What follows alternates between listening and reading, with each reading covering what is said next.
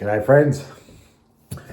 One more video I think about Adam Green and these people who deny the facts and the law about the history of Jesus and the fact that he was a person that existed, and the way that they're like in the cartoons where the cartoon character climbs the tree and goes out onto a limb and he's sawing the branch of the limb, but he's on the wrong side and he's on the actual edge of the limb where he should be closer to the tree, and he's cutting the limb off the tree and then he falls. Because the answer to the destruction of Judaism as a belief system actually lies in the Old Testament of the Bible. And because they discount that as, some sort of a fabrication, they're going to just forever be hacking at the branches. And it's not as easy to get at as, one might think. And once again, I don't fault Adam Green and these other people, Albert Bishai, for attacking this straw man, as far as the straw man, Christian Zionism, and all these other Christian denominations are nonsense for the most part. And if that's what they're attacking, I'm on their side, and in fact, I'll attack them even more than they do, because if there's anything that diverts away from the true Christian message, it is these more subtle deflections, if you like, that have a lot of truth in them, but are not the whole truth. So are very subtle deceptions. But like I said, the truth is not easy to get to. But if Adam Green and Albert Bishai and others want to go for the jugular of Judaism, they have to go to the source of power as far as the belief system goes. And the source of power lies in the temple and the sacrificial system called Korban. It's where they build an altar and they sacrifice an animal and they burn the animal on the altar, because that's what pleases God. And that is the crux of the belief system and the power of the belief system, because they believe that they are, somehow favoured and blessed and chosen and rewarded for giving this sacrifice to God.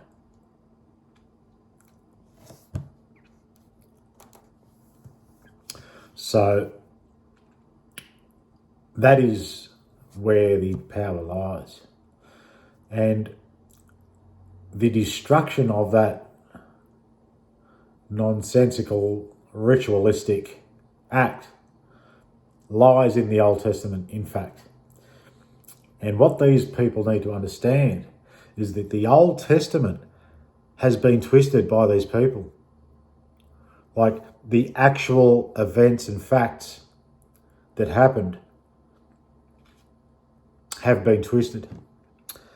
And in the case of the ritualistic burnt offering, the sacrifice of an animal on an altar, this is a metaphor for what was actually happening. They didn't actually, guys like Moses and Abraham didn't actually burn animals on altars.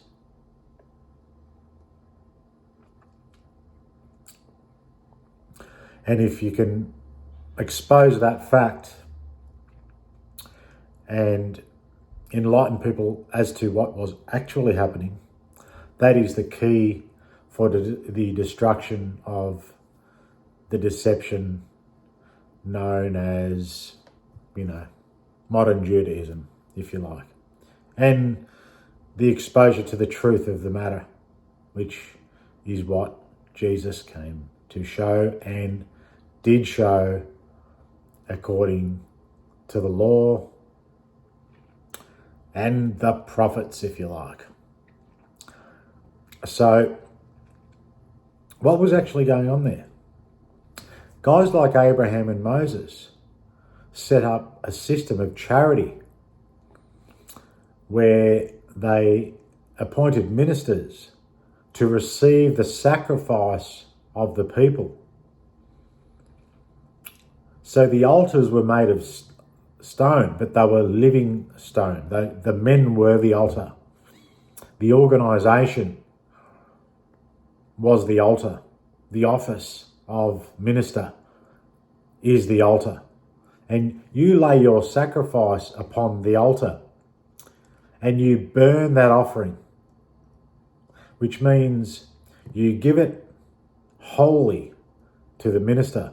You can't dictate to that minister what he does with that offering, because there's no manipulation or regulation or restriction in the kingdom of God. There's only liberty.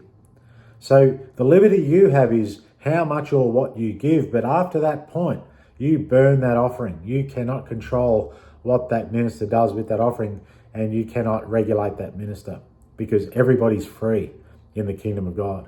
You're free to give or not to give, but once you do give, that is a burnt offering. So that takes away the lobbying capacity and so forth.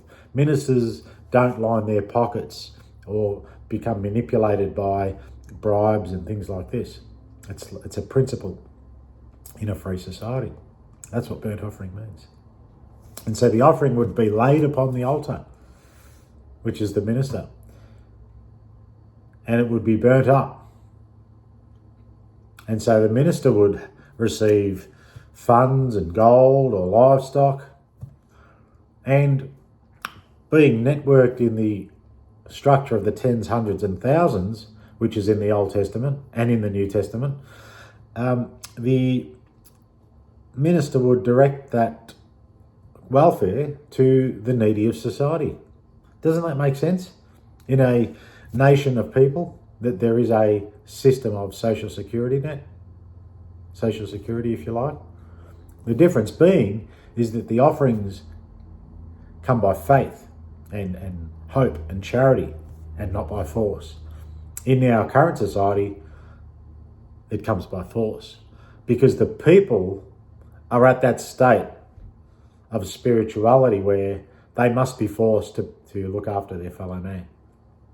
There's no charity in their hearts. That's the state of the people. But if people want to transcend as human beings and into the kingdom of God, they give by free will. They don't need to be forced. That's because they're in the state of liberty, if you like. So these are the societies that these men were building. Free societies. Free will offerings. The altars were men that received the offerings and distributed them to the needy of society.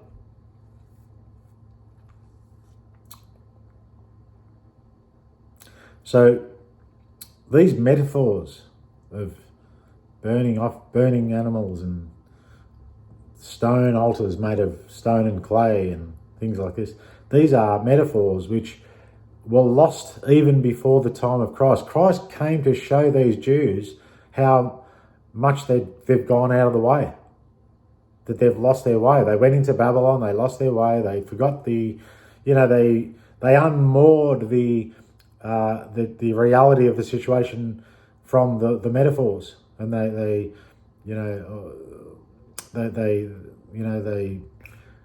use the metaphors as though the metaphors are the actual fact, but they're just metaphors as to what was actually happening in a practical sense in these free societies that guys like Abraham and Moses, created, and Jesus created. And so Jesus in the New Testament, it's a bit more clear where that they actually show you in the Acts of the Apostles and the whole New Testament there. If you read the whole body of the text, you don't just cherry pick, crazy miracles that you don't understand and things like this, metaphors. If you look at the body of the text, all they were doing were getting together. They were gathering in small groups, in small cells, in a fractal network to weather the storm of the coming decline and fall of the Roman Empire, which they did. They gathered together in small, decentralized cell groups of 10 families. Synagogue actually meant 10 families. And they networked in the structure of the tens, hundreds and thousands. And they moved funds from town to town to country. It was an international network. And when the Roman system fell away and the bread and circuses came to an end and the inflation was too high and the Roman system declined and fell, these people were able to at least look after themselves. Their health and welfare and education was covered by this system of charity, which Jesus brought back into the world, that was lost for 1,000 years. Because after Moses, when it came to King David, they elected a king. King Saul was before David. They elected a king. They wanted a king. Before David, there was a free society that Moses had brought into the world. But then they elected Saul, and then it was David, and then Solomon, and then Rehoboam, Jeroboam. It wasn't a few generations before Israel was taken into captivity, because the prophet Samuel told the people that they've rejected God by electing a king, because you were not to elect a king to force your neighbour to contribute to your welfare. That was supposed to be done by charity through a ministerial class of, men that, took a vow of poverty, and they was just serving God in a voluntary system of charity. It wasn't everybody that was doing that. It was just, there were two classes of people. There were the servants that volunteered to serve, and then there were the free men who, the servant class, were there not as a means to an end. Well, not as the end, I should say, but a means to an end of supporting the free men of that society. And that's why Jesus called it the perfect law of liberty, because liberty was the law.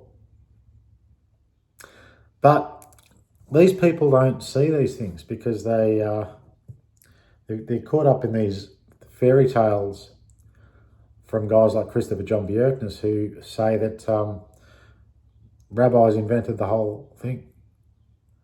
Like, does anything I'm saying make sense? Or does it make sense to think these rabbis were so smart that 2,000 years ago they made a story up that all of Europe got sucked into and believed, where there was no substance to it? It was just a lie, but they still believed it. No. The reason Europe believed in Jesus Christ is because Jesus Christ had fruit on the tree and actually produced results within Europe during the decline and fall of the Roman Empire. And the fact that most of Europe were probably Israelites who it rang true to them. These Israelites back in those days, they're not the Jews of today. You can't project back to that day what Jews are today to them. Think of them as Europeans and then think, okay, maybe it's a different story now. But they want to go the easy route, if you like, the simple route, to believe that, Jews created all these stories, and so we don't have to follow Christ and be responsible. We can just spurg out and kick and scream and poor little old me and blame the Jews for everything and blame Christian Zionists. Look, Christian Zionists are pathetic people. I should know.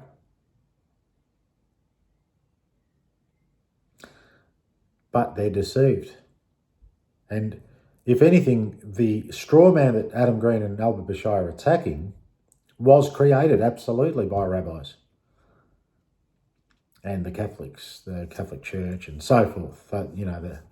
The fake church, if you like, the fake Christian church. But the true history of the King of the Jews, Jesus, and the guys before him like Moses and Abraham, the true history is what needs to be brought to light, to go for the jugular of this nonsensical ideology called Judaism and Zionism and all the offshoots of that. And it's only by showing the truth of the situation rather than just complaining that is the solution to the problem. So don't be the cartoon character that cuts the branch off while they're on the wrong side and dismisses the Old Testament and the New Testament, because that's where the answer lies, to expose Judaism, which is what I think these guys are trying to ultimately do. But anyway, I think that'll be my last video on this subject for a little while. I've covered most everything, unless anyone responds and they want to ask any questions or anything like that. But I'll leave it there. And until next time, peace.